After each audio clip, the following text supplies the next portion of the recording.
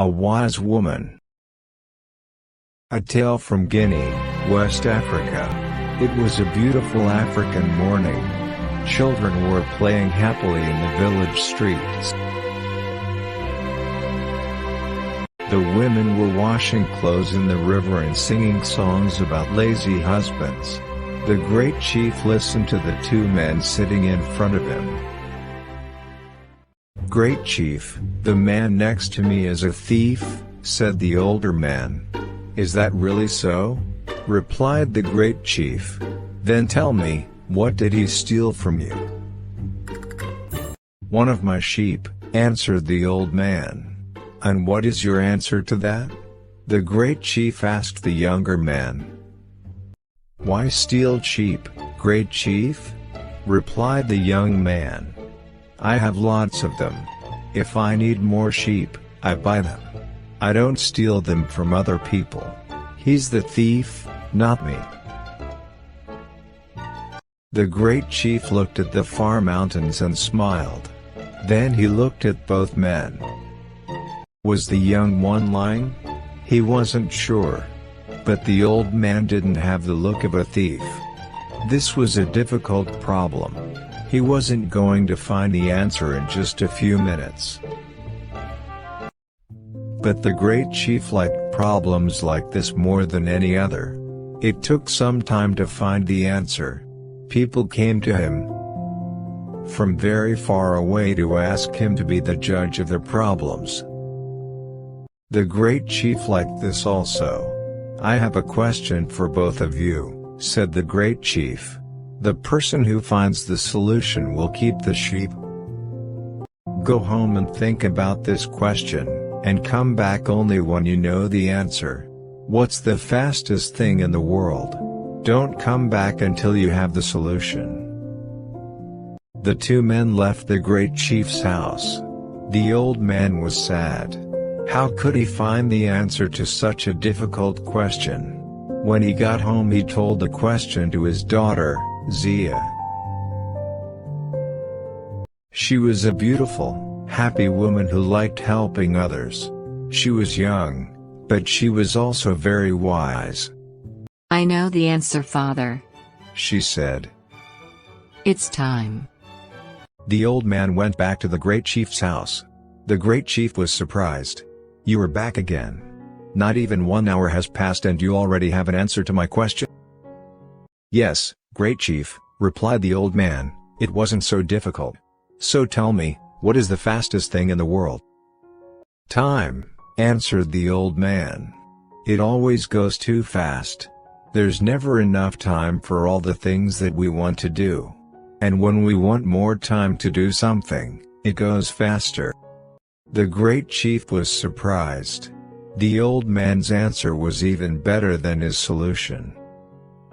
"Who helped you to find the answer? Who gave you these words?" asked the great chief. "They're my words," said the old man. "No one helped me." "If that's not true, I'll punish you," said the great chief. The old man was too afraid to go on with his story. "It was my daughter, Zia. She's a very wise young woman and she gave me the words," he said. "She must be very wise," thought the great chief. "Very well," he said. "You have found the answer and so you shall keep the sheep. And now that this is all finished, I think that I'd like to meet your daughter." The next day the old man brought his daughter Zia to meet the great chief. They sat at the great chief's table and had a big lunch: chicken, rice, fruit and a drink made from palm juice. During lunch they talked about the young man who stole the sheep, and about how difficult it was to be a good judge. The great chief enjoyed the lunch very much. While he talked about this and that with Zia, he felt so happy that he wanted to sing and dance. Was it the palm juice drink, or the wise and beautiful young woman looking into his eyes? But time always passes too fast, and soon it was time for them to leave. The great chief saw Zia every day, and his love for her grew and grew. You are a wise and beautiful woman. I'd really like to marry you, he said. Me too, Replied Zia, laughing. And so they married. The great chief was very happy, but he was also worried about having a wise wife. He didn't want her to help him with the problems that people brought him. He liked being the great chief who was a wise judge. He didn't want people to start talking about the great chief's very wise wife.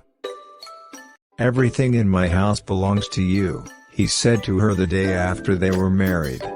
But I ask only one thing from you. Never try to help with the problems that people bring me. If you do, you'll stop being my wife. I'm saying this to you only once. Zia listened without looking at the great chief. When he finished, she smiled. Zia and her husband were happy and life went well for a time. The great chief listened to people's problems as before. Zia was busy with the house and the animals. In the evenings he told her about the problems of the day and she usually agreed with his answers.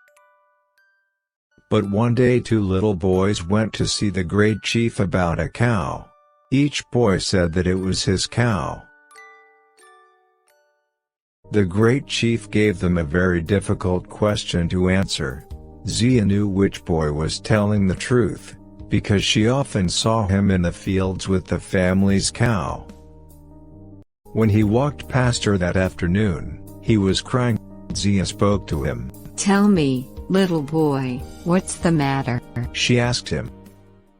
The great chief gave us a question that I can never answer, he said sadly. What did he ask you? His question was, what's the biggest thing in the world? Zia knew that she mustn't help the boy. But the answer was easy for her and very difficult for him. And he was telling the truth about the cow. Go back to the great chief now, said Zia. Tell him the answer in these words. It is air. Air is all around us.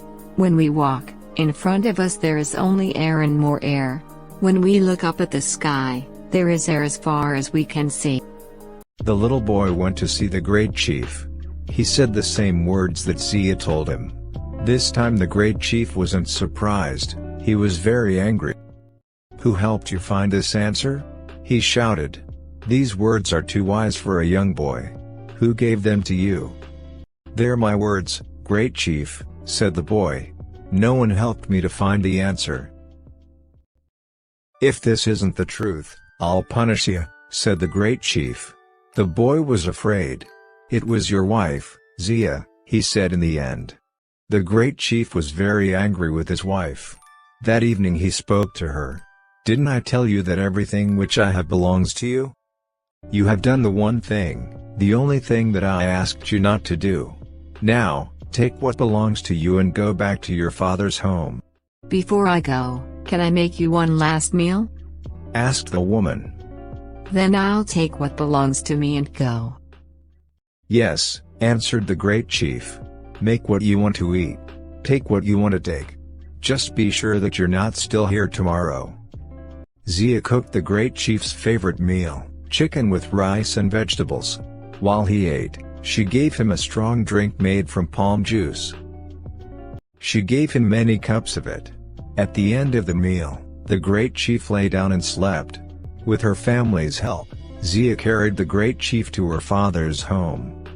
They put him on her bed, and he stayed in a deep sleep all night. In the morning a great voice woke everyone in the house. Where am I? What am I doing here? Shouted the great chief. Zia ran into the room, laughing. You said that I could take anything that I wanted from your house. I wanted you and so I took you. You are truly wise, smiled the great chief. Come, let's go back to our home together. Only a stupid man would send away so wise a woman. And you, my great chief, are not a stupid man, said his clever wife.